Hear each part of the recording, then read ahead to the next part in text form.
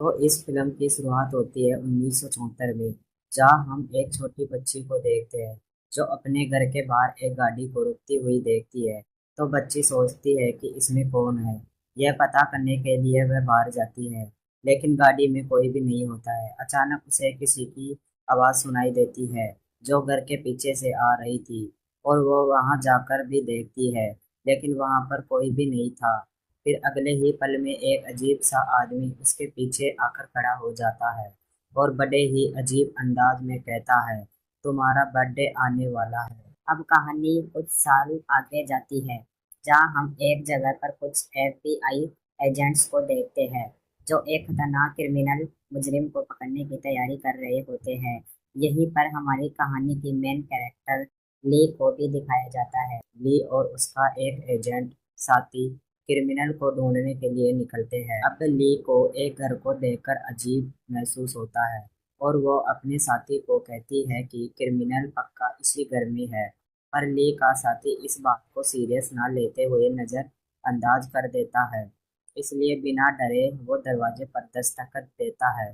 पर ली की बात सच थी, क्योंकि तभी वो क्रिमिनल दरवाजा खोलकर एजेंट को शूट करके मार देता है। ठीक टाइम पर छूट गई थी। कुछ देर बाद वो डरते हुए घर के अंदर जाती है। एक जगह पर उसे क्रिमिनल बैठा हुआ दिख भी गया था, जिस पर गन पॉइंट करके वो सरेंडर करने को कहती है। तब क्रिमिनल सरेंडर कर भी देता है और ली उसे पकड़कर एफबीआई के हवाले कर देती है। एक बार ली इन सभी सबूतों को इकट्ठा करती है। अब ली अपने पास आती है और अपनी मॉम को कॉल करती है, लेकिन फिर अचानक कोई उसके घर का दरवाजा जोर जोर से पटकने लगता है। ली जैसे चेक करने जाती है, उसे वहां कोई नहीं मिलता। जैसे ली खिड़की से बाहर देखती है, उसे एक अजीब परछाई दिखती है। ली घबराते हुए अपनी गन उठाती है और दरवाजा खोलकर बाहर जाती है, लेकिन वो परछाई वहां से गायब हो चुकी थी। अचानक उसे अपने घर के अंदर किसी की मौजूदगी महसूस होती है। जब ली वापस अंदर आती है तो वहां कोई नहीं होता सिवाय एक खत के, जो वहां ना जाने किसने रख दिया था। उस लेटर पर लिखा होता है कि इसे 14 जनवरी से पहले मत खोलना, क्योंकि 14 जनवरी को ही ली का बर्थडे था।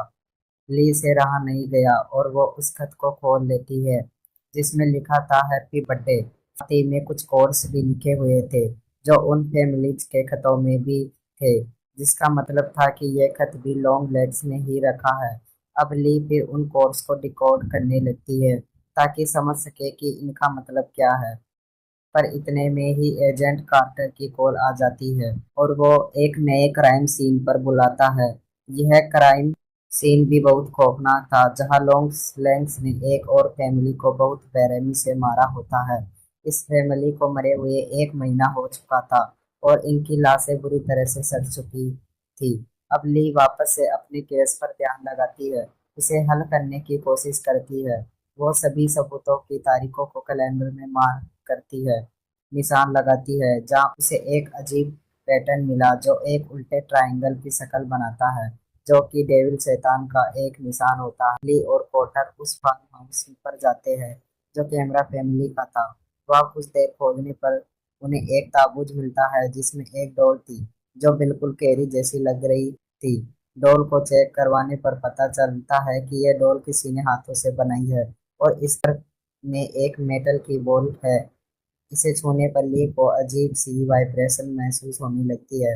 इन वाइब्रेशंस की वजह से ली को कुछ अजीब ख्याल आती है, जिसमें वो कुछ सांप देख रही होती है। उसे यह भी एहसास होता है कि ये डॉल किसी तरह से बुरी ताकत से जुड़ी होती है। इसके बाद एक फ्लैशबैक दिखाया जाता है इन्हीं पास्ट का गुजरा हुआ सीन, जिसमें हम लॉन्ग लेग्स को यह डॉल बनाते हुए देखते हैं।